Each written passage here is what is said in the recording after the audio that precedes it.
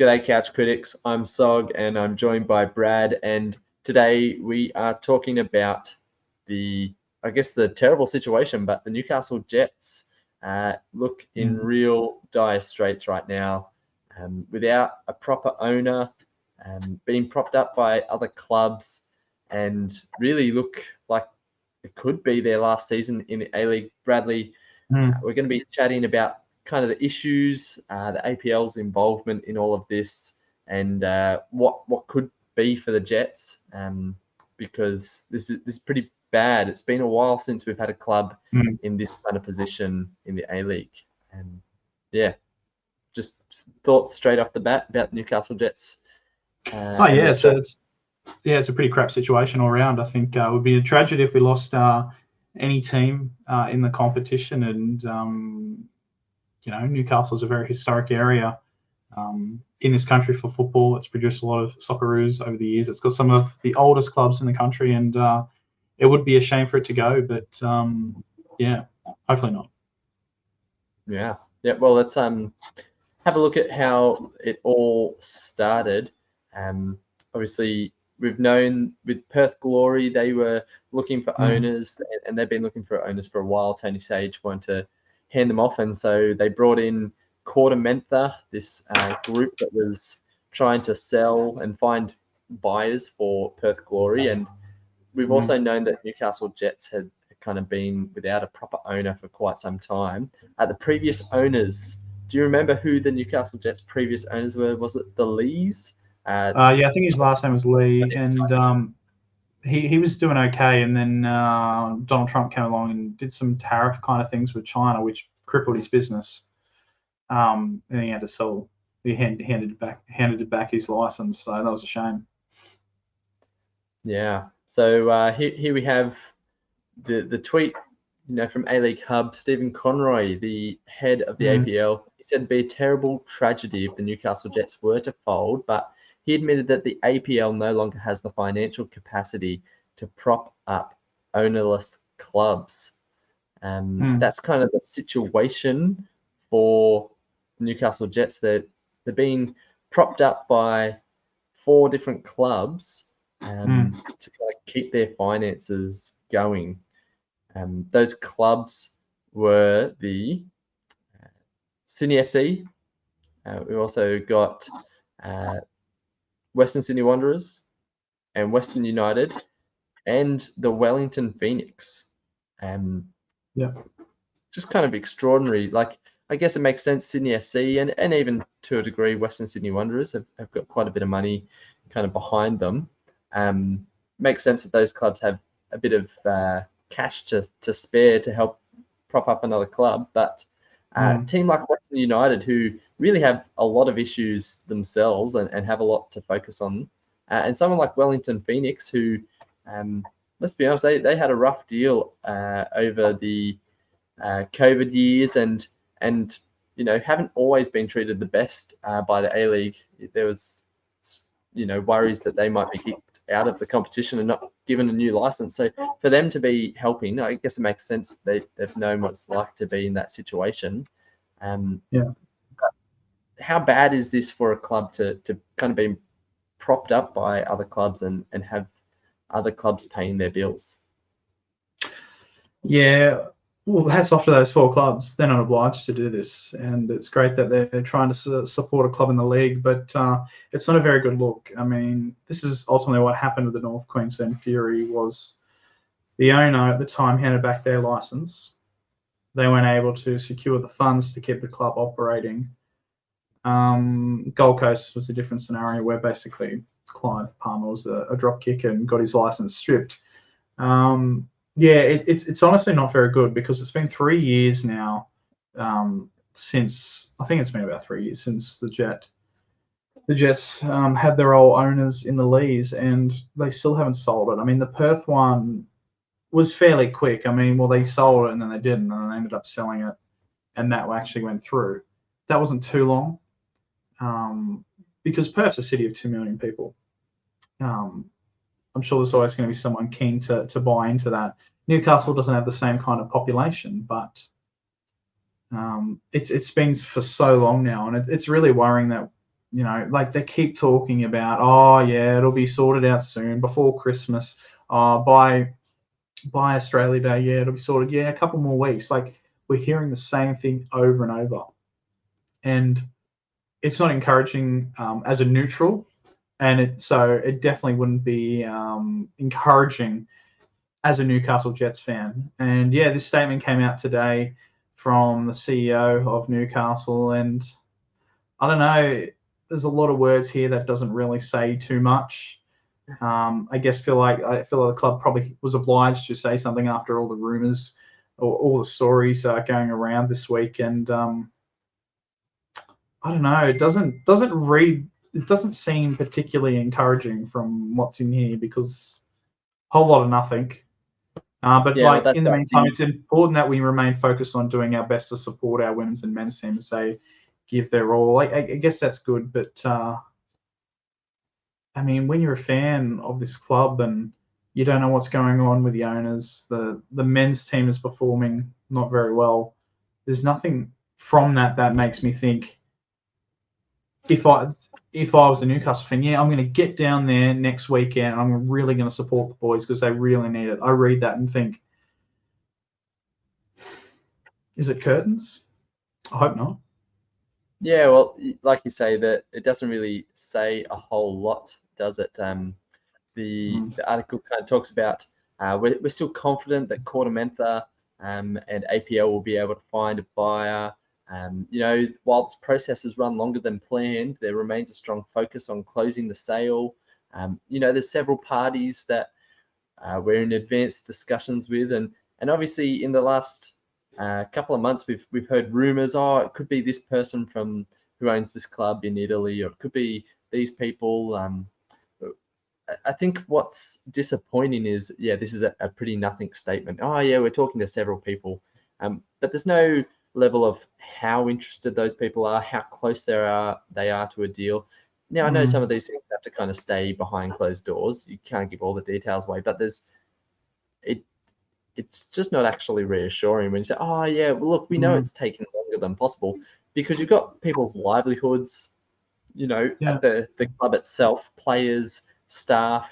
You got to remember the players move on. That's fine, It but happens. there are staff at this club who have been there for years. There's people who work behind the scenes in the offices who run this football club There's who fans who have been there don't know since day what's one. going to happen for them next year. And there's fans, that's right.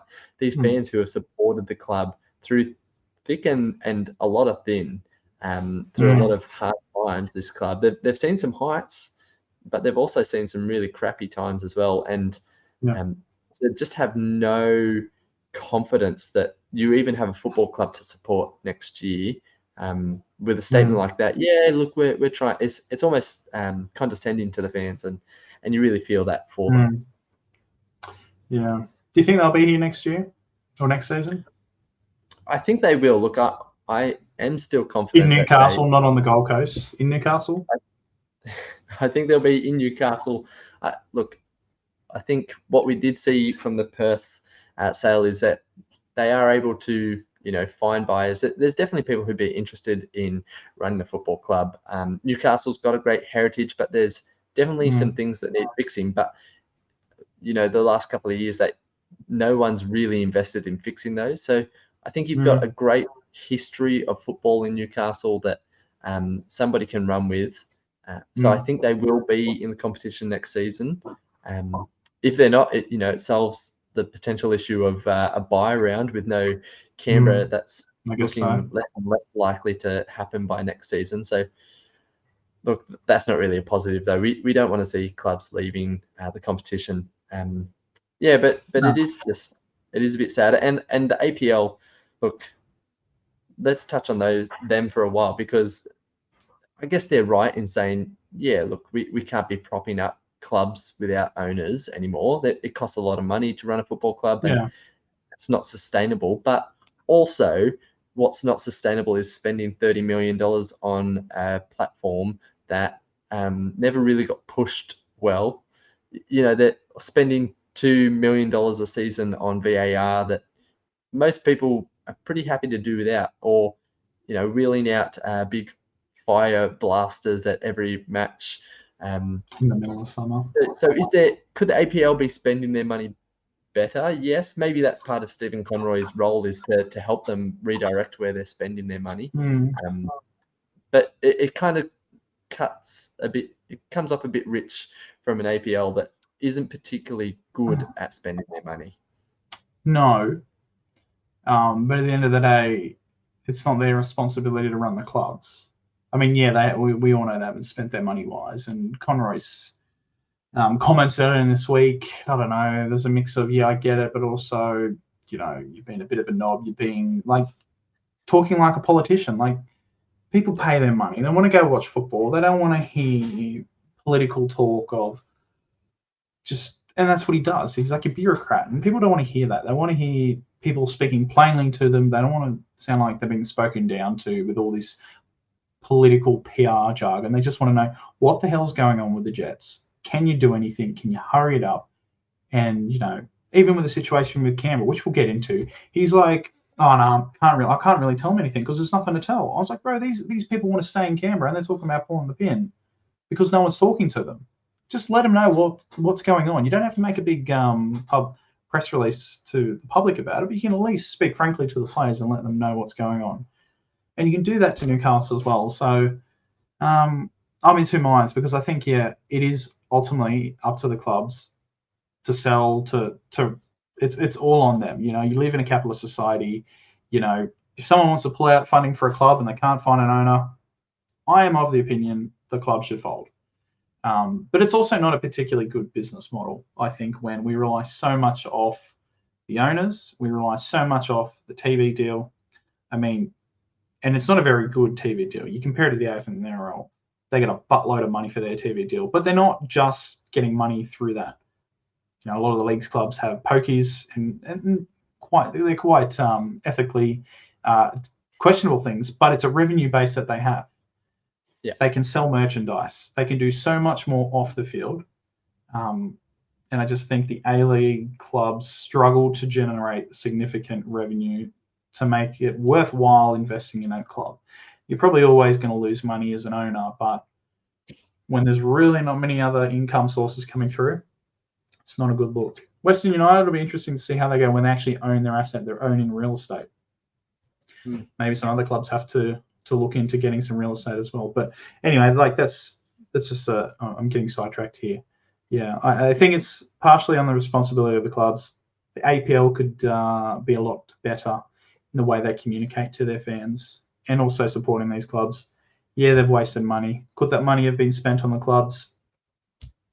Maybe not, but could have been spent better. I think another part of this is maybe the asking price. And so we saw a little bit with Perth, and really Tony Sage wanted the club gone into other hands, and the consortium that kind of took it over, which includes some Aussie greats, Vince Grella and Marco Bresciano, but they essentially bargained because they said, well, if we don't buy this, you're not really getting much else, and you want too much.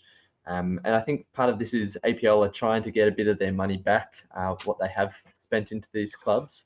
Perth kind of held, or this consortium held them ransom for Perth and said, you sell it to us cheap and we'll put that money that we save back into the club and actually make it successful.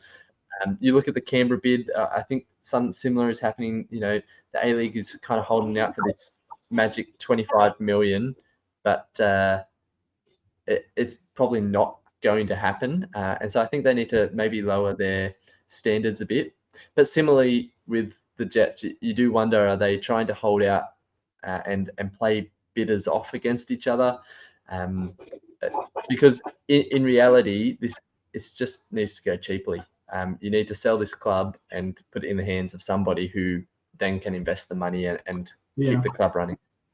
I think those four clubs want their money back and they're not going to get it. So do you either get no money and the club folds, or you get a little bit of money back and Newcastle survives? Like Newcastle, who would pay 14 million for Newcastle Jets? Like, the brand itself is not worth it. And stop trying to ask for overs when it's clearly not worth it. Yeah, you've got a whole issue with the stadium that they play at is too big for how the club is currently kind of going. Yeah. Not that there's many other options in Newcastle. You can't Yeah, really you're going from Newcastle, like hold them out of that number two stadium, sports. to an NPL. You'd go to an NPL ground. Yeah, Yeah. that's right. But something needs to happen, and it's not going to unless there's an owner kind of there to make it happen. But you look at that club, and yeah, realistically, a lot of the players, because the club's been in this situation, they're not on long-term deals, so that there's not even really any assets at the club that they can sell off to make off money. Maybe Archie Goodwin, but realistically, no one's paying that much money. Stampopoulos, or whatever his name is. And again, he's probably not on that long a contract. So, these kind of things, because the club's been in this situation for so long, it really is without many assets at all. So that lowers the asking price, and they really can't be asking too much. And I hope that's not the issue, that they're kind of wanting more than really it's worth. And I think with Canberra, I guess we'll talk a bit more about Canberra. I think their situation is similar to. Do you remember the Sydney Rovers that never came in? They were meant to be like the team before the Wanderers, and they were meant to, I guess, be the team for Western Sydney, and they were given a provisional license. And Canberra was kind of like recommended as the next expansion spot, and they couldn't get their crap together, and it kind of fell apart. But it seems in this situation that there's the threat of the women folding altogether, and that would be a big shame, because I think Canberra United is one of the best W League teams in just terms of, like, they're a standalone women's team that have built up some great support over the years. They haven't had to piggyback from the men's team. They've built that up. But yeah, I think I don't think football Canberra's in a pretty good place as well, because I think maybe they're asking more. I don't know. It's just a shit show, and it's a shame, because Auckland was really smooth. Yeah. Owner was sorted, fantastic owner. Names announced and everything, coaches announced. In Canberra, I don't know. I don't see how they're going to be ready. Like, I'm wishful thinking. I'm still hoping and expecting them to play next season, but I think the reality is they haven't got much time. And I can't remember when the Wanderers were announced compared to when they started, but really, it's cutting it fine. If they get announced tomorrow, they could probably do it, but they need to announce it soon. And they're saying soon, but they've been saying soon since October. That's right. We do have one of the longest off seasons in world football. It'd probably the longest off season in world football. Yeah. But I think realistically, the Canberra has to be announced by the end of season, before the finals, to have any chance, to pick up players who are coming off contract and get them into their roster, to appoint a coach and give them enough time to, clubs and people will go on holidays for a month or so, and then they'll expect to start preseason. The Australia Cup will, roll around pretty quickly. So if Canberra want to be there, they've got to be set and ready to go. And so really, they've only got a couple of weeks left. I think it probably maybe given to the end of April until that's kind of the end of the time that they could. And that would be kind of very fine. I think you'd see not the best kind of first season off that. There'd be a lot of things that are left wanting, particularly because the APL will want to be setting the schedule for next season. They'll want to know exactly how many clubs they've got to make that fixture list.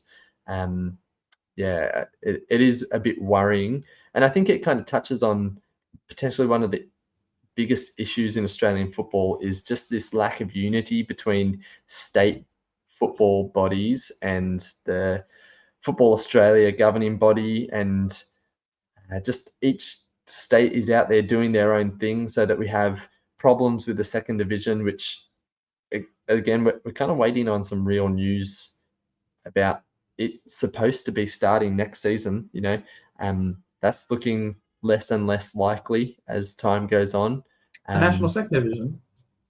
Well, there's been radio silence.